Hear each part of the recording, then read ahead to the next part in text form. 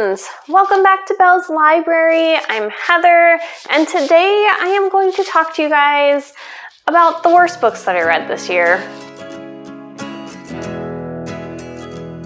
So I've already talked about the best books of this year that I have read, and so I will put that video up top, but today we are going to talk about the opposite. I have 10 books that just, for my personal reading taste and my personal opinion, were not my favorite. Some of these, it honestly was just maybe a mesh in style or writing or something like that. Some of them just weren't great books, but again, all in my own opinion. So we are going to start with number 10 and work our way up to my least favorite book of the entire year. And again, this isn't necessarily all 2020 releases. These are books that I have just read during the 2020 year. So let's go ahead and get started. This book I actually did a reading vlog for.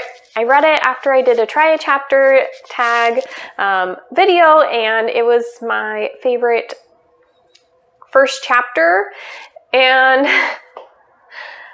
then I just kind of flopped. And I think by the end of the video I had given it 3 stars, but I'm thinking I'm moving it to a 2-star. So that is Spinning Silver by Naomi Novik. I think mostly it was just the writing. I had a really hard time just getting into it because I would have to really be thinking hard about what the writing was trying to say. And if I'm thinking really hard, I'm not enjoying the book as much. And I'm just feeling like I'm just not a very smart person. And that is not really the way I want to be feeling. I have to say this book is beautiful and gorgeous, and I haven't gotten rid of it because I think it's very pretty. But it just wasn't for me. It is supposed to be basically like a Rumpelstiltskin retelling, and we're following Miriam, who is kind of this... So basically she is the daughter of a moneylender, but he does not do the job very well, and she does. So she kind of takes over, and there's also, like, it's very icy. Like, this is a wintry, icy type of a book if you like to be kind of in that atmosphere when it's winter time. Like, this is a winter read. So I think that this definitely could work for people, and I know it has worked for people. It just didn't work for me. I feel like the next few books are honestly kind of in the same vein. Like, these books definitely could work for people. It wasn't my vibe. So my next book is The Husband's Secret by Liane Moriarty. This one follows like 3 different women, and I remember like throughout the whole thing I was like, why are we even following one of the women? Like, I don't feel like she fits in. And the more their lives were supposed to entwine around this secret that one of the women learns, it just was like, I don't know why we're following your timeline. And so then I was getting frustrated with that. And just overall, like, I was underwhelmed by the ending and how things kind of came together and what the big husband's secret was, and it just was a little underwhelming for me. I don't think I own any of the rest of these, so I'll be putting up a picture for you guys. So I'm gonna scooch over a little to here. So number 8 on this list is The Great Alone by Kristen Hanna. Again, another book that I know a ton of people have really enjoyed. It just wasn't for me. I swear I'm going to say that way too many times in this video. This actually had a lot of makings, I feel like, for a book I could have really liked. It had this fun, like, Alaskan frontier type atmosphere and kind of a hard-hitting contemporary type story. It just didn't hit for me. I felt like towards the end, I just felt like it was too long and it was dragging, and I was just like, come on, can we get there? And then I don't know, it just was a little bit too much. And so then, and the pacing would be off. Like, some of it I would feel like I was going through very quickly, and then other parts I was just like, what? Like, yeah. The pacing was a little off. The writing I definitely enjoyed besides that piece, so I feel like I could enjoy Kristen Hanna's other works, so I am going to give her another try. This one didn't quite resonate with me. At number 7, I have The City We Became by N.K. Jemisin. I am super bummed and disappointed that I didn't like this book. I was looking forward to this book like all year. I thought it was very interesting, the idea of these cities becoming alive and being born, and we were following New York, and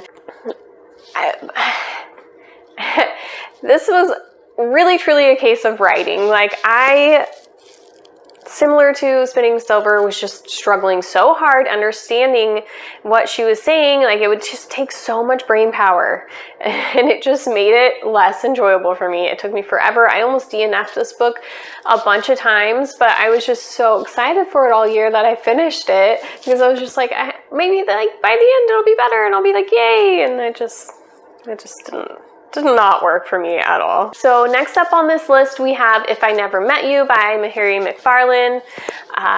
This one, I don't know. This one, the plot was like made out to be like, you have this fake dating trope and it's gonna be this romance novel. And then I felt like it was not a lot of romance going on. It was more like our main character, I can't remember her name anymore. She was more finding herself, which is fine. Like, I enjoy a book like that as well. I wanted more romance. Like, that's what I was kind of going into it for. So I was kind of bummed about that. And then I didn't even really like the little bit of romance that was in there. And then it was super insta-lovey, and I hated the ending. It was like something that happens in endings that I just don't like. And so it felt just unrealistic. And like, too much unrealistic. I mean, I know it's a book, so it's how realistic can some of it be with the romance? Sometimes it has to be a little bit insta-lovey. But it did not hit for me. Okay, so in number 5, I have Fix Her Up by Tessa Bailey. This book was just too smutty.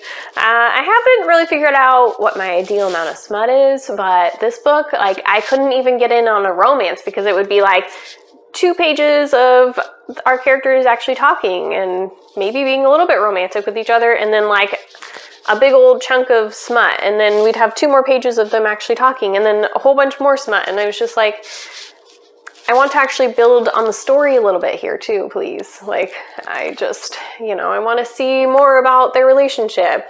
We were following this girl who wants to kind of get out of the shadow of all of her older siblings, and she works right now doing her own business as a clown for kids' birthday parties and doing a great job with it. And she buys this house, and an old friend moves back into town, and he starts helping her fix it up, and everything ensues from there.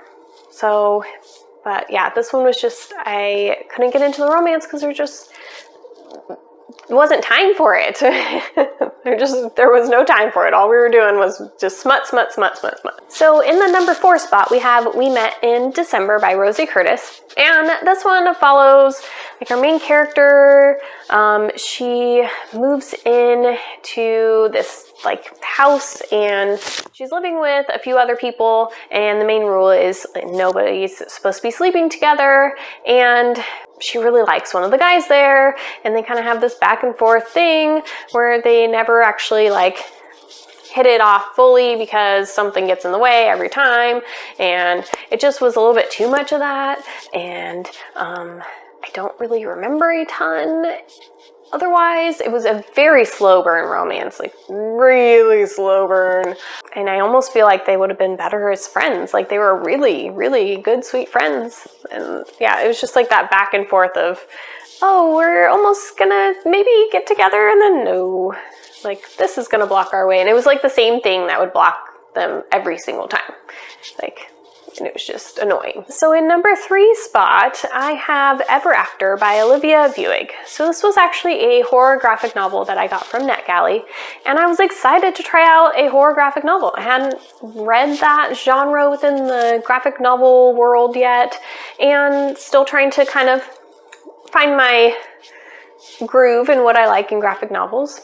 So I want to try this out. And it is translated, so I don't know if maybe things got lost in translation. But this was just a flop. Like, I have no idea what happened. There was like zombies, but they were not good zombies, but then they were good zombies, and there was like burying people, and then I have no idea. I have literally no idea what this storyline was trying to come across and tell me at all. I don't know. I liked the color palette of it though. It was pretty, very pretty. And I really think that it could have maybe gone somewhere. It could have been really pretty type of a story, sort of. I don't know, but then there's zombies. I don't know what happened. in that story. I really don't. That's all I got. I don't know. I just don't know what happened. So in the number 2 spot, I have X Marks the Spot by S.E. Anderson. And this one, it had some potential. Another one that I got from NetGalley. It was about this teenage girl who ends up going to France to stay with her grandma for the summer because there was an accident right before she left and her mom needs to have some rehab, and they just figure it'd be better for her to get out of the house and go to France. And she's never met this grandma. They've been estranged for pretty much her whole life. And so she goes to France and she ends up finding this letter between her parents, and it was to take them on this like treasure hunt type thing. And obviously it's many years later. She's like 16 or 17 or something. But she's like, well, maybe I can possibly do this treasure hunt. And wouldn't that be fun? And it'd be fun to show my parents if I get to the end of this and like find the end thing that they were trying to find or whatever. And so, I mean, it sounded kind of cute and kind of fun and set in France. And it just, I don't know, it just wasn't though. Like, it just didn't hit.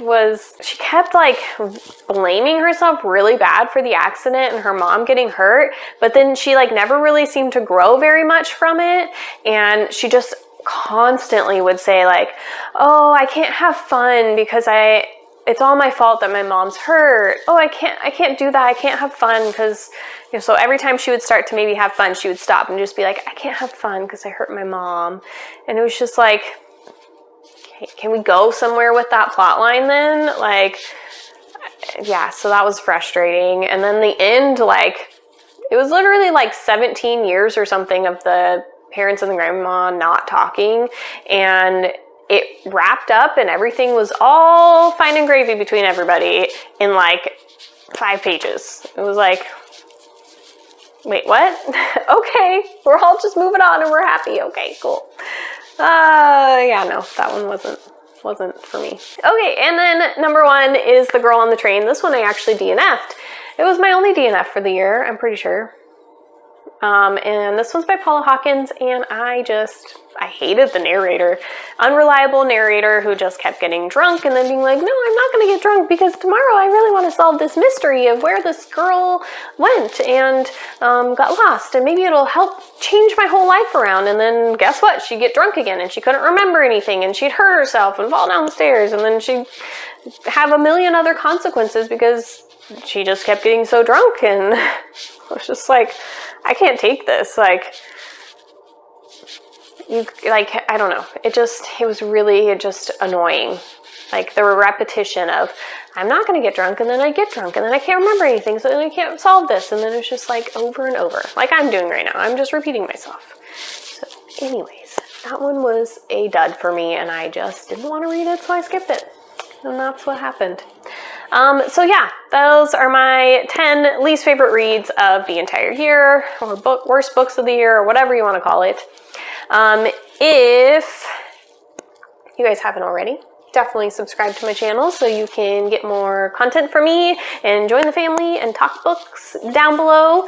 I would absolutely love to hear what maybe your least favorite book of the year was, and let's do an emoji of some kind of like little coffee something. A coffee bean, a coffee cup, a coffee mug. I don't know. Coffee something down below. Yes, because I need coffee right now. Anyways, I hope you guys are having a wonderful and fantastic day, and I will talk to you guys soon. Bye!